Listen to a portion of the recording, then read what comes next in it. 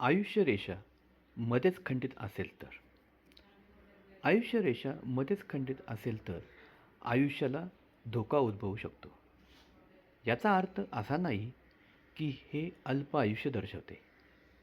याकरिता हातावर मंगळरेषा, चौकोन, अखंड हृदयरेषा व मस्तकरेषा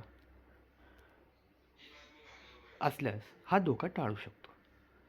एखादा गंभीर आजाराची शक्यता मात्र असतेच.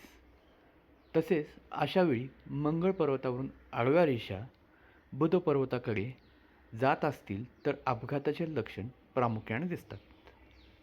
सदर व्यक्तीला इथे ह्या कालावधीत म्हणजेच त्यांच्या वयाच्या 41-40व्या वर्षी ब्रेन स्ट्रोकचा आजार झाला, परंतु मंगळ रेषा प्रबळ असल्यामुळे ते ह्या धोक्यातून वाचू शकले. नमस्कार.